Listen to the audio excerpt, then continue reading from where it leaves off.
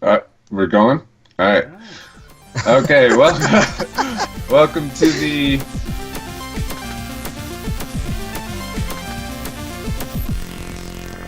me and Dirk. It was our birthdays, so we got some cool stuff. I got Waterdeep Dragon Heist, Very nice. the new campaign that just came out, and Dirk got Eberron. I can't Eberron. show mine. It's a PDF, so.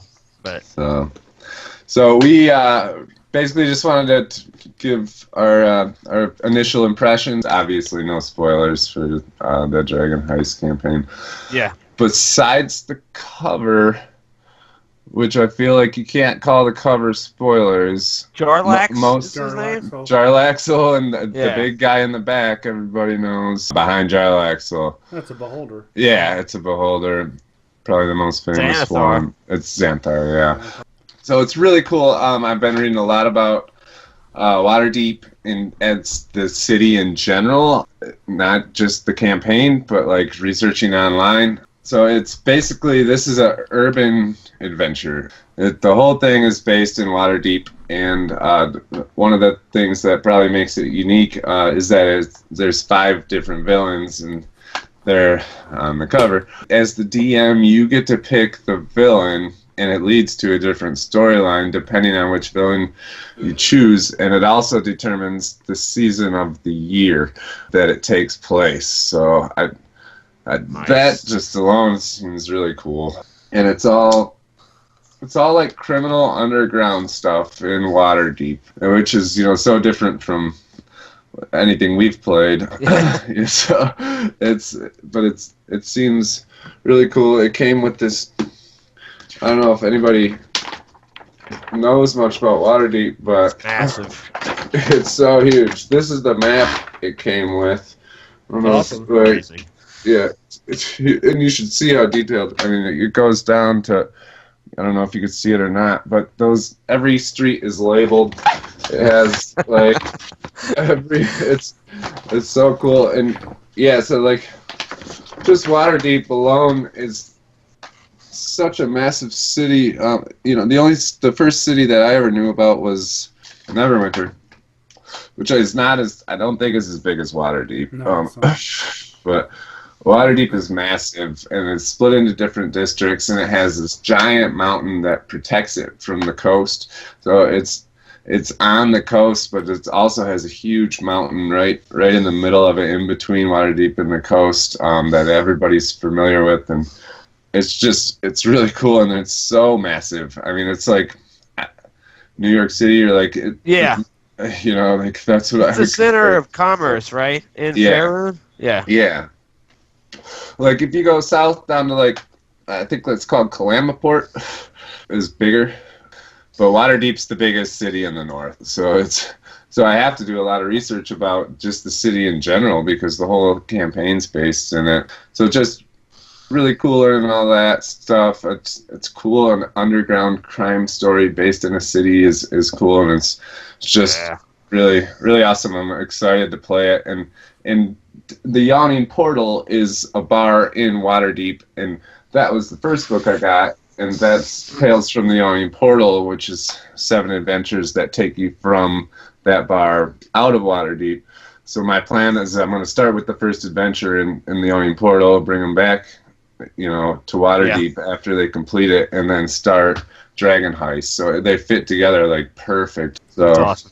yeah. Can I just ask just cool. one quick question? Like, me being complete D&D noob, and trying to learn as much as I can about Faerun, like apparently under that mountain there's like the biggest dungeon in all of D&D, right? Undermountain. Which is the next Waterdeep book. Okay, it is. So That's that the book, second part. Yeah. Okay, And so that's your the book top, is purely in the city, right? and the next book will be in that dungeon. In that dungeon, and that comes out in November. Gotcha. So at that, I plan on doing that after Dragon Heist. So I got Eberron. I'm completely in love with it. It's very, very, very different than definitely anything in 5e, but different than a lot of the other stuff, even in previous editions. It's set on the continent of Corvair, The PDF that they released for it is Wayfinder's Guide to Eberron, sort of a living document. So it's treated sort of as unearthed arcana, which means that you can use this to play now, but it's not set in stone, and they're basing the actual canon content that's going to be coming later on it is going to be based on the responses from that document. Okay. But the theme of it is and this is, I'm quoting here, embraces swashbuckling action and pulp adventure and adds a layer of neo-noir intrigue. But it's sort of I say steampunk, but I use that very loosely as a touchstone for what it is, because it's different than just straight steampunk. There's a lot of, so low-level magic is very common in the world. It's widespread. You have everything from lamps that are just continual light spells on them that work in the city. There are there's no fire or flame or anything. They just use spells. They have trains that go to the different cities on the continent that are powered by captured lightning elementals. Wow. Damn. It's a lot of small stuff that's very common, but high-level magic is very rare.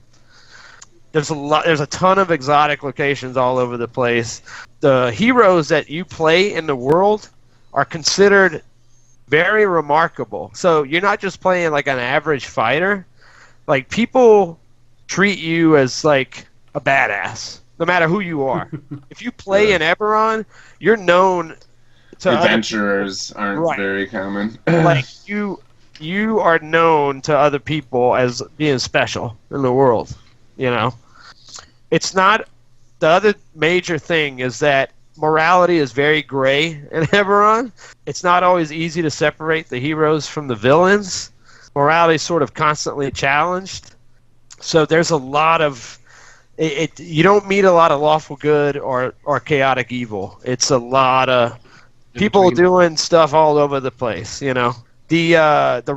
Most races are actually not inherently evil. So if you wanted to play, say, a goblin or a hobgoblin or an orc or whatever, you could probably do it. There's no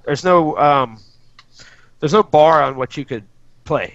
The coolest thing, and one of the things that snared me, was that there are regrets and debts charts that you roll for. So your player would have some kind of regret in his or her life that they are seeking to address at some point. Sure. The other thing is you would have a debt. I mean, it's optional, but there's a chart where you would have a debt that you owe somebody, or you are trying to pay off something in your life. The other thing is military backgrounds are very prevalent because they just finished a centuries-long war, like 2 years before any gameplay starts in the setting. So most everybody was involved in this war. There was an event called the Morning that actually ended the war. It's an event that covered the country of Seer in thick mist, and everything and everyone in it was horribly transformed, and like over 1 million of the citizens in the country died, and nobody knows how it happened. And it creates these refugees that are sort of hitting other countries in the area. So there's a lot of stuff you can play around with there. And last, the races are just wildly different. Halflings are super shady. They're known to ride dinosaurs. They're into commerce. Gnomes are sort of like political spies and assassins. And then there's like new races like Warforged, which is sort of they're man-made, aren't they? Yeah, it's sort of like I don't want to say a robot, but almost like a golem, but with sentient. Yeah, sentient. And there's changelings, which is like a shape changer. Even drow are weird. They're based in the jungle, and they're all tribal and covered with tattoos and stuff. Nice. That's awesome. Yeah, and they're all playable. So it's wildly different, and the only drawback is that there are no adventures. They give you some seeds at the end, which I haven't gotten to get you started on a sort of homebrew campaign, but there are no adventures on it yet. I think there's one in 3.5, and that's it. So we gotta do it. All right. 7. All right. Thanks for the education, guys. I knew nothing about either of those books, so Yeah, yeah, it sounds awesome. Definitely. for Absolutely. sure.